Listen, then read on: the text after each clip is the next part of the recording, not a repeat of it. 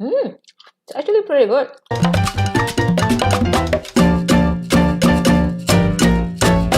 Culture Shock Part 2. Buat yang baru nonton channel Puri Viera, kenalin dulu, nama aku Puri. Aku orang Indonesia, asli Surabaya, dan sekarang ini aku tinggal di Amerika sudah 7 tahun. Hampir 7 tahun. Aku sudah pernah bikin video mengenai culture shock yang menceritakan pengalaman aku ketika pertama kali pindah ke Amerika. Itu videonya udah lama, dan sekarang ini aku mau bikin yang part 2. Yang pertama, format penulisan tanggal.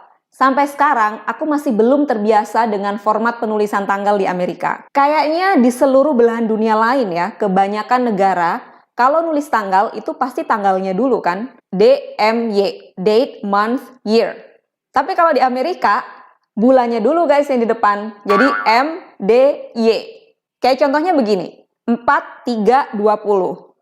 Ini bukan tanggal 4 bulan Maret tahun 2020. Bukan, melainkan bulan 4, yaitu bulan April, tanggal 3 tahun 2020. Sampai sekarang aku masih belum terbiasa dengan format tanggal ini. Just so you know, negara yang pakai format MDY ini cuman Amerika, Philippines, Canada, sama kalau nggak salah Republik Palau. Cuman 4 negara aja yang pakai format seperti ini. So kalau kalian mau liburan ke Amerika atau pindah ke Amerika, jangan lupa biasain latihan nulis tanggal pakai format MDY. Sekarang ini bulan November, artinya sedang musim gugur di Amerika. Amerika dan mungkin Kanada adalah satu-satunya negara yang menyebut musim gugur dengan kata fall. Dulu waktu belajar bahasa Inggris di sekolah, musim gugur ya bahasa Inggrisnya autumn. Baru ketika pindah ke sini, ternyata orang-orang Amerika menyebut musim gugur sebagai fall. Jarang sekali atau mungkin hampir nggak ada orang Amerika yang menyebut musim gugur dengan kata autumn. Katanya, alasan kenapa mereka menyebut musim gugur sebagai fall, ya simply karena di musim gugur, daun-daun berjatuhan. Berjatuhan, fall. By the way, ini kayaknya bulan depan aku sudah bisa panen lemon, guys. Ini masih kecil-kecil. Tunggu bulan depan, udah agak besar, baru aku panen. Exciting! Hal selanjutnya yang mungkin teraneh sih ini ya, yaitu pintu toilet umum di Amerika. Buat kalian yang tinggal di Amerika atau mungkin sudah pernah berkunjung ke Amerika, kalian pasti tahu. Pintu toilet umum di Amerika selalu ada gap atau celah di kedua sisi pintu. Nggak cuma celah di kedua sisi pintu, tapi gap di bagian bawah guys, itu lebar banget. Sampai kalau misalnya diintip begini ya, itu nggak perlu terlalu jongkok gitu ngintipnya guys. Begini doang itu sudah kelihatan semuanya. Seriously. Pokoknya tadi ketok kabeh. Bikin kita yang lagi doing business di dalam toilet jadi insecure. Aduh, ada yang ngintip nggak ya? Dan tentu saja karena aku percaya everything happens for a reason, maka aku mencoba cari jawabannya. Kenapa pintu toilet di Amerika selalu ada celah di kedua sisi dan kenapa gap di bawahnya itu lebar sekali? Apakah supaya bisa diintip? Aku juga tanya sama suami. Ternyata dia sendiri juga nggak tahu. Aku tanya sama teman-teman aku yang orang Amerika. Mereka juga nggak tahu. That's just the way it is, katanya. Jadi, alasan-alasan yang aku temui di internet pun masih spekulasi. Ada yang masuk akal sih, katanya supaya lebih mudah dibersihkan. Jadi kalau bagian bawahnya itu lebar, ngebersihinnya kan gampang tuh, ya kan? Buat para petugas kebersihan gitu. Nah, untuk celah yang lumayan lebar di kedua sisi itu, katanya itu untuk alasan keamanan. Jadi untuk menghindari adanya perbuatan yang anu-anu gitu di dalam toilet. Lah terus yang ke toilet untuk nggak anu-anu ini gimana? Jadi insecure gitu, mau pipis doang. Sampai ya aku pernah masuk ke toilet umum, di gap kedua sisi itu ditutup sama toilet paper, sama orang yang sebelum aku. Jadi gapnya itu ditutupin sama dia. Masih soal toilet. Seperti kita tahu, public toilet di Amerika itu disebut dengan restroom atau bathroom. Umumnya restroom. Waktu awal-awal pindah, aku nggak tahu ini. Aku nyebutnya ya toilet. Ternyata istilah toilet itu nggak umum untuk orang Amerika, guys. Aku bertanya-tanya, kenapa disebut restroom? Padahal kan orang tidak pergi ke toilet untuk rest. Ternyata memang dulu di tahun 1900-an, toilet-toilet umum di tempat-tempat mahal itu memang ada sofanya gitu loh guys. Ada tempat duduk untuk beristirahat gitu. Makanya sampai sekarang toilet umum disebutnya restroom. Meskipun itu toilet yang crappy dan dirty gitu, tetap disebutnya restroom. Next, zaman sekarang memang udah jarang yang bayar pakai cash, tapi ya masih ada. Dan kalau bayar pakai cash, biasanya kembaliannya itu koin, guys. Koin di Amerika itu punya nama sendiri-sendiri. Ada nickel, dime, penny, dan quarter. Sampai sekarang, aku masih nggak ngerti which one is which.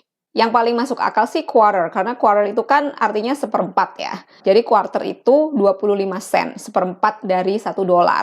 Itu yang paling aku hafal gitu. Sisanya aku betul-betul nggak hafal, guys. Yang besar ini aku tahu ini quarter, ini ada tulisannya quarter. Tuh ada tulisannya quarter dollar. Ini 25 sen. Nah, kalau yang ini one dime nih, ada tulisannya sih. Harusnya sih memang kalau mau nyari sih ada tulisannya ya. Tapi kalau cuman berdasarkan bentuk, aku nggak hafal. And then which one is penny? Penny itu harusnya 1 sen. Ini apa nih? Ini nickel ya? Nickel itu 5 sen, guys. Oh, ini 1 sen. Oh, oke. Jadi yang warna gold ini 1 sen. Jadi yang warna gold ini penny. Tuh ada tulisannya 1 sen. Ini disebutnya penny. Oke, and then which one is nickel? Nickel itu 5 sen. Nah, ini dia. Ini yang nickel nih. Ini ada tulisannya 5 sen. Ukurannya beda-beda sih dia emang. Yang quarter yang paling besar. Quarter, dime, penny, nickel. And then this one is 10 cent, right? Oh, that's 1 cent. Which one is 10 cent then? Oh my god, this is so confusing. So harusnya ada satu lagi 10 cent, but aku nggak tahu, I can't find it. I think this one is 10 cent. Oh my gosh. Yeah, I don't know guys. Jadi pernah ada kejadian, aku bayar pakai cash, dan si kasirnya ini nanya, do you have a dime? Dia nanya, do you have a dime atau do you have a penny? Aku lupa. Pokoknya aku nggak ngerti dime atau penny itu yang mana. Dan aku punya dompet koin, memang yang aku isi koin gitu kan. Akhirnya dompet koin ini aku buka aja.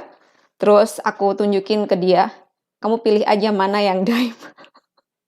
Karena aku bener-bener clueless, aku nggak tahu yang mana. So I'm glad sekarang aku hampir nggak pernah bayar pakai cash.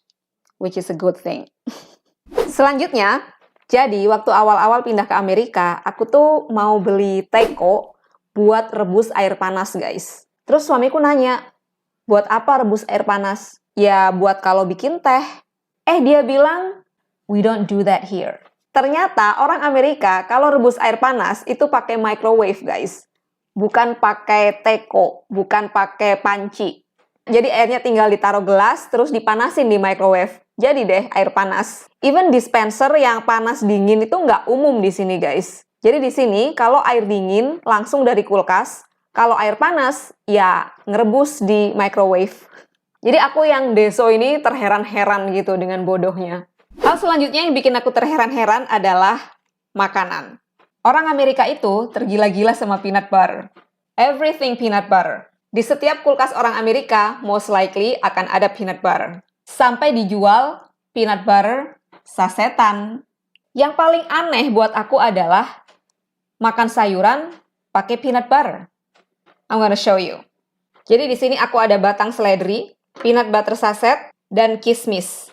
Tutorial makan seledri pakai peanut butter. Jadi ini peanut butternya di taruh aja di atas seledrinya gitu. Terus kismisnya ditaruh di atasnya. Something like that.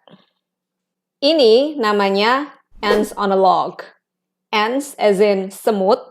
On a log as in batang kayu ya. Jadi ini istilahnya semut di atas batang kayu. Ya, nama makanan ini adalah ants on a log.